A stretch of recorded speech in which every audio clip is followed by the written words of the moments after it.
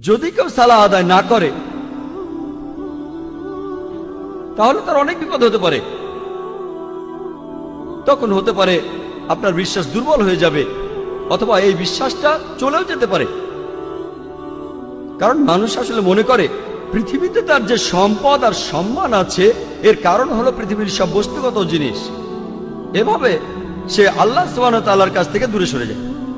এই নিয়ম শৃঙ্খলার অভাবেই সে আল্লাহ সুবহানাহু ওয়া তাআলা থেকে দূরে সরে যায়।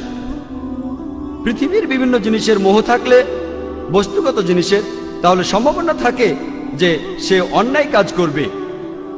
এভাবে সে সিরাতাল মুস্তাকিম থেকে দূরে সরে যাবে, সরল পথ থেকে। মনের ভেতরে তখন শান্তিও থাকবে না।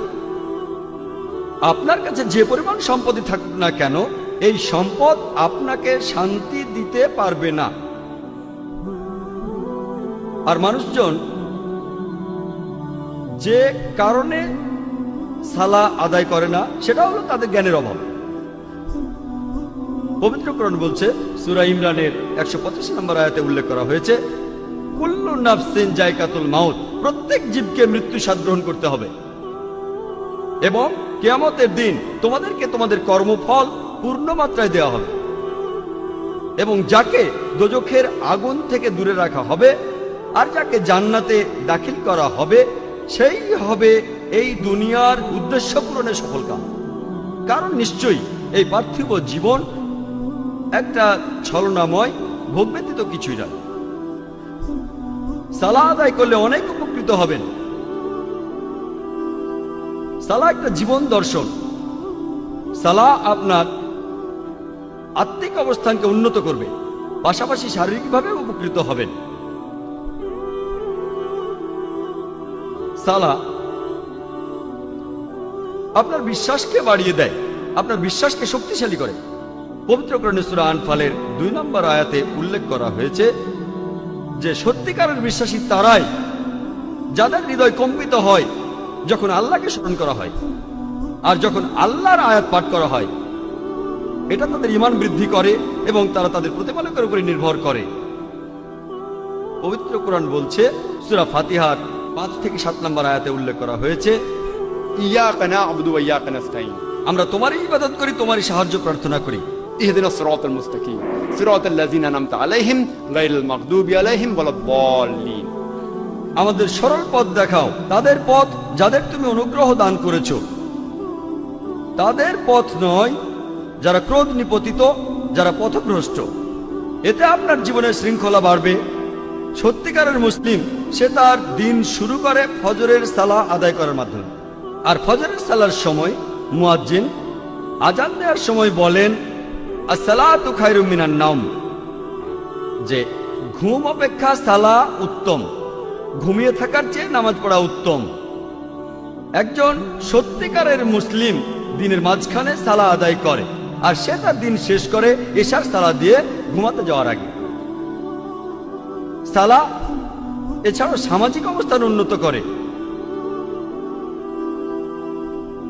সালাহ আদায়ের সময় যে সমাবেশ, সেটা আমাদের ভ্রাতৃত্ব বোধ বাড়ায়, মমত্ববোধ বাড়ায়, একতা বাড়ায়, আর এটা সাম্যবাদের এক অনন্য দৃষ্টান্ত। সংহতি বৃদ্ধি পায়। সালাহ আদায় করতে গিয়ে সবাই একত্রিত হয় আর তাদের মধ্যে ভালোবাসার বন্ধন জোরদার হয়। পবিত্র কোরআনে সূরা হুজুরাতের 13 নম্বর আয়াতে উল্লেখ করা হয়েছে, ইয়া আইয়ুহান নাসু ইন্না খালাকনাকুম মিন যাকরিন ওয়া উনসা ওয়া জাআলনাকুম শুউবান ওয়া কাবাইলা লিতাআরাফু ইন্না আকরামাকুম ইনদাল্লাহি আতকাকুম ইন্নাল্লাহা আলিমুন খাবীর। হে মানুষ জাতি, আমি তোমাদের সৃষ্টি করেছি একজন পুরুষ ও একজন নারী হইতে, পরে তোমাদের বিভক্ত করেছে বিভিন্ন জাতি ও গোত্রে, যাতে তোমরা অপরের সাথে পরিচিত হতে পারো। এজন্য নয় যে তোমরা পরস্পরকে ঘৃণা করবে। আর তোমাদের মধ্যে আল্লাহর কাছে সেই ব্যক্তি অধিক মর্যাদা সম্পন্ন যে তোমাদের মধ্যে অধিক মুত্তাকি, অধিক ন্যায়পরায়ণ। নিশ্চয়ই আল্লাহ সকল কিছু জানেন, সমস্ত খবর রাখেন।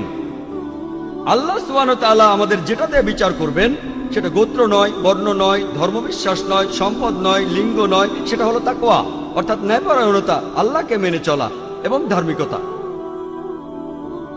পবিত্র কোরআনে সূরা হুমাজার 1 নম্বর আয়াতে উল্লেখ করা হয়েছে, ওয়াইলুল লিকুল্লি হুমাজাতিল লুমাজা, দুর্ভোগ তাদের যারা সামনে ও পেছনে মানুষের নিন্দা করে থাকে।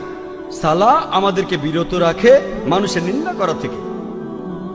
পবিত্র কোরআনে সূরা হুজুরাতের 11 নম্বর ও 12 নম্বর আয়াতে উল্লেখ করা আছে, ইয়া আইয়ুহাল্লাযিনা আমানু, হে মুমিনগণ, তোমাদের মধ্যে কোনো পুরুষ যেন অপর কোনো পুরুষকে উপহাস না করে, কেননা যাকে উপহাস করা হয় সে উপহাসকারী অপেক্ষা উত্তম হতে পারে।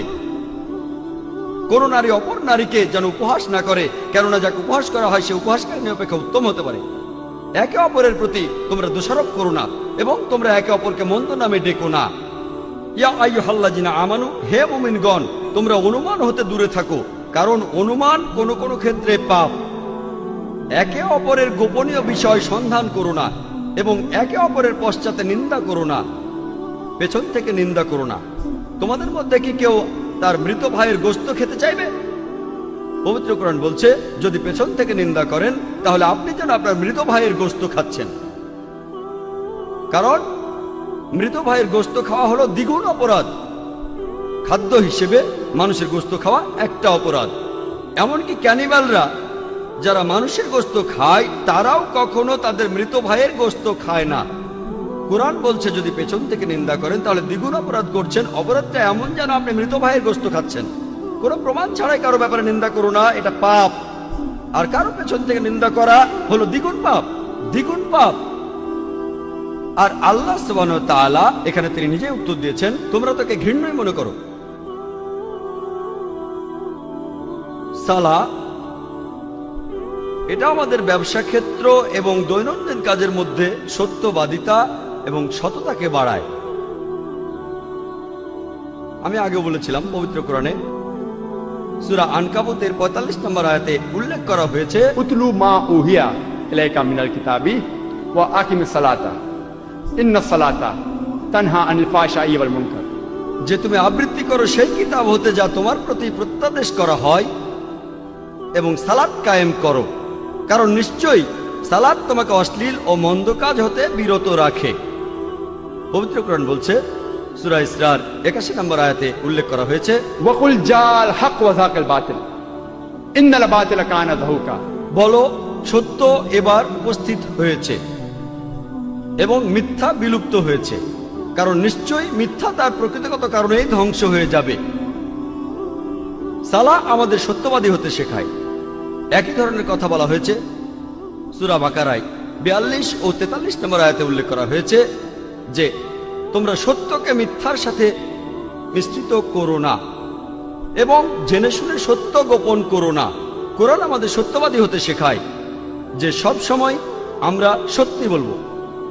পবিত্র কোরআনে সূরা বাকারার 188 নম্বর আয়াতে উল্লেখ করা হয়েছে যে তোমরা একে অন্যের সম্পদ অন্যায়ভাবে গ্রাস করো না এবং মানুষের ধন সম্পত্তির কিয়দাংশ জেনে শুনে অন্যায়ভাবে গ্রাস করার উদ্দেশ্যে সেটা বিচারকের নিকট পেশ করো না। পবিত্র কোরআন বলছে ঘুষ দেয়া বা নেয়া নিষিদ্ধ, আপনারা ঘুষ দেবেন না। পবিত্র কোরআন আমাদের দেখিয়ে দেয় কিভাবে সৎ জীবনযাপন করতে হবে। পবিত্র কোরআন মানুষের জীবনে শান্তি এনে দেয়। পবিত্র কোরআনে সূরা রদের 28 নম্বর আয়াতে উল্লেখ করা হয়েছে, নিশ্চয়ই যখন আল্লাহকে স্মরণ করা হয় হৃদয় তখন শান্তি খুঁজে পায় এবং প্রশান্ত হয়। যখন আল্লাহকে স্মরণ করবেন, যখন সালাহ আদায় করবেন, আপনি তখন খুবই শান্তিতে থাকবেন, আপনার হৃদয় প্রশান্ত হবে। সালাহ হলো আল্লাহ তাআলার সাথে যোগাযোগের সবচেয়ে শ্রেষ্ঠ উপায়। পবিত্র কোরআনে সূরা বাকারার 153 নম্বর আয়াতে উল্লেখ করা হয়েছে, ইয়া আইয়ুহাল্লাযীনা আমানুস্তাঈনু বিস-সাবরি ওয়াস-সালাহ, হে মুমিনগণ, ধৈর্য ও সালাতের মাধ্যমে তোমরা আল্লাহর সাহায্য প্রার্থনা করো। ইন্নাল্লাহা মা সাবরিন, আর নিশ্চয়ই আল্লাহ সুবহানাহু ওয়া তাআলা ধৈর্যশীলদের সাথে আছেন। আল্লাহ বলছেন ইন্নাল্লাহা মা সাবরিন, আর নিশ্চয়ই আল্লাহ তাআলা ধৈর্যশীলদের সাথে